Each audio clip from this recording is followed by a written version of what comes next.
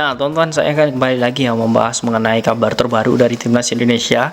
Dan saya ini baru saja ya teman-teman mendapatkan kabar bahwa Indonesia ternyata masuk dalam pot atau grup D, dan di situ diisi oleh Jepang, kemudian Irak dan juga Vietnam.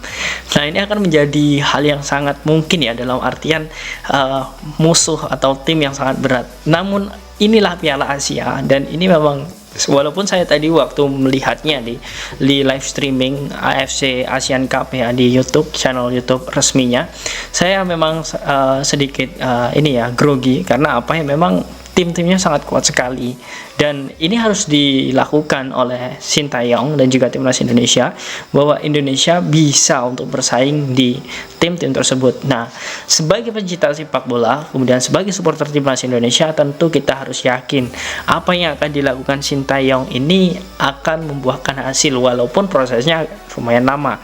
Nah, di sini Indonesia memang secara resmi sudah mendapatkan kabar ini ya, dan hasil drawing ini sudah berlangsung. Dan yang menarik di sini kita akan melihat bagaimana pemain muda kita, yakni sosok Marcelino Ferdinand, akan bertemu dengan sosok pemain Manchester United, yakni Muhammad Iqbal atau Muhammad Zidan Iqbal. Nah, ini akan menjadi hal yang sangat bagus, kita tunggu-tunggu. Nah, bahkan kabar terbarunya, Indonesia di match pertama itu langsung akan bertemu raksasa Asia, yakni Jepang. Nah, memang saya pun membahas ini sedikit masih terasa gitu kan, dalam artian nervousnya. Namun kita harus optimis bahwa Indonesia masih bisa untuk bersaing di tim tersebut. Saya akan membongkarnya, alasan-alasan mengapa Indonesia bisa bersaing bersama tim-tim tersebut. Nah, tentu yang pertama ketika Indonesia melawan Jepang, kemudian yang kedua nanti melawan Vietnam, dan dilanjutkan oleh Irak ya. Tentu Indonesia dalam faktor segi postur. Nah, postur tubuh Indonesia saat ini kita ketahui ya, full sekali para pemain-pemain keturunan. Ini yang mungkin diharapkan nanti dimainkan oleh Sintayong. Apalagi kita ketahui kapasitas dari sosok Jordi Amat, kemudian Elkan Bagot, Shane Patinama, kemudian Shandy Walsh. Kemudian lagi yang saat ini baru-baru akan diproses sumpahnya, yakni VAR dan juga Rafael. Artinya saya sedikit lega dengan ada pemain-pemain tersebut. Karena apa? Pemain-pemain tersebut memiliki postur yang sangat tinggi. Nah, ini akan menjadi hal yang sangat bagus. Kemudian ditupang lagi nanti ada sosok Marcelino Ferdinand, Mark Locke, dan juga Stefano Lillipali. Saya lebih yakin lagi, saya lebih tenang lagi, karena apa? Pemain-pemain tersebut bisa untuk menjadi komposisi inti saat melawan Jepang.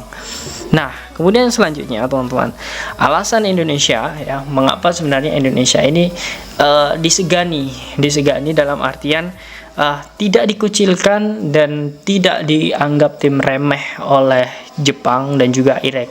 Nah, bahkan pun secara langsung ya, Jepang pun juga beberapa waktu yang lalu pelatihnya ya sempat saat diwawancari oleh media Jepang pun, bahwa sebenarnya Asia Tenggara pun saat ini sudah mulai dengan bangkitnya Vietnam, kemudian Indonesia, baru disebutlah Thailand. Nah, artinya memang Indonesia ini memiliki kompetensi, peluang untuk bisa menjadi tim besar.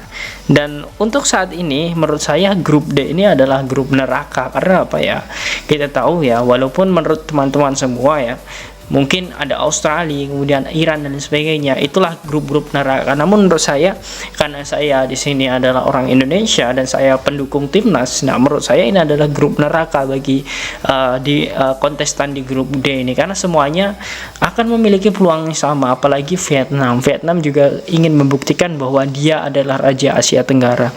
Nah, Indonesia pun juga demikian. Indonesia akan memiliki peluang besar untuk bisa bersaing di situ. Karena apa? Kita ketahui ya, kita saat ini sudah memiliki pelatih kelas dunia, fasilitas oke.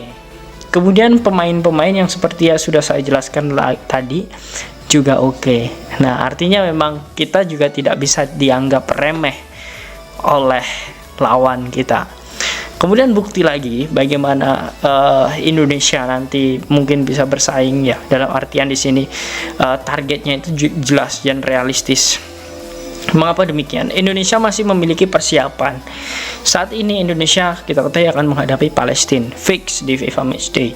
Kemudian nanti Indonesia juga akan menghadapi ya digadang-gadang Argentina. Kemudian lagi di November nanti ada FIFA Matchday 2 kali. Indonesia juga akan mendapatkan lawan yang mungkin akan lebih lagi dimatangkan karena demi Piala Asia ini. Piala Asia ini akan diselenggarakan pada bulan Januari. Jadi Indonesia menurut saya mematangkan komposisi itu akan dari memang sudah lama dari kemarin-kemarin. Namun sekarang ini akan lebih dimatangkan lagi sampai nanti di Piala Asia.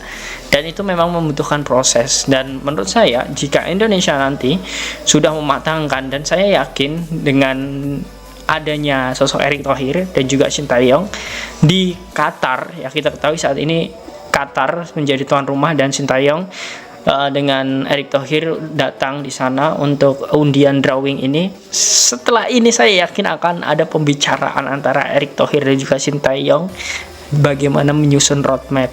Nah, inilah yang sangat bagus. Erick Thohir adalah pecinta sepak bola sejati. Ditambah lagi dengan tim nasional yang memang dia pegang sebagai ketua PSSI, dan juga sosok Sintayong yang memang memiliki kapasitas sebagai pelatih internasional.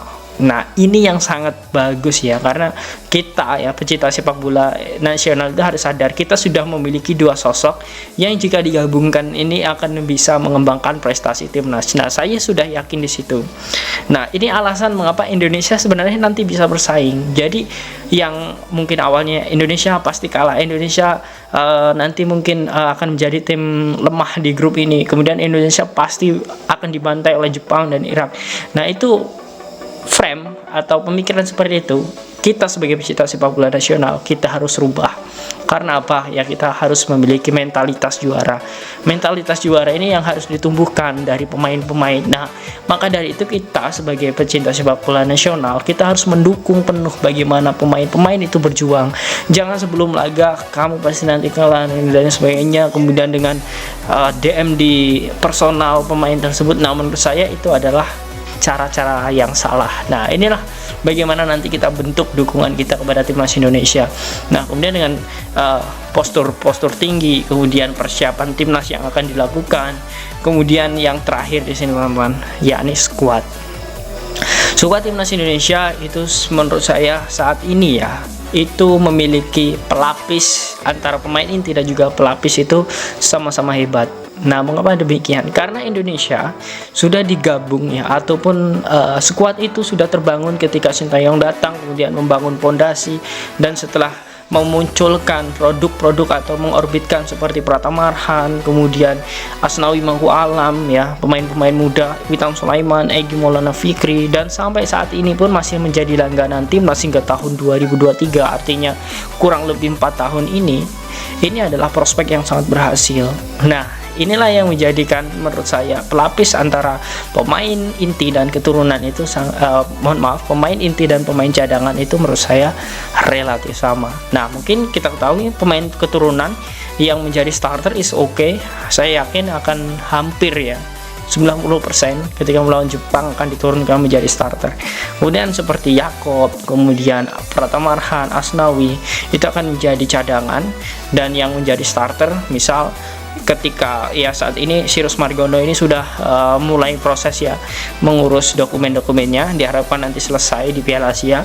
Tentu di kiper ada Sirus Margono, di back ada Rizky Ridho, kemudian Jordi Amat, kemudian di back kiri ada Elkan Bagot, kemudian di wingeng atau gelandang di sebelah kiri itu ada sosok Sain Patinama, kemudian di tengah nanti ada Ivar Jenner dan juga Mark Klok, kemudian di sisi kanan nanti ada Sandy Walsh, kemudian di sisi kanan ada sayap kanan nanti ada Stefano Lillipali, di tengah ada striker murni yakni Rafael Struijk, dan di sisi kiri nanti ada sosok Marcelino Ferdinand. Nah, inilah yang bisa digabung dari timnas Indonesia. Jadi menurut saya jangan pesimis. Indonesia menurut saya di sini bisa bersaing, dan kita lihat saja bagaimana nanti Indonesia berproses dari sekarang hingga Piala Asia. Nah, lantas bagaimana menurut kalian teman-teman? Apakah kalian yakin Indonesia akan mampu bersaing di Piala Asia kali ini? Silahkan kalian tulis di kolom komentar.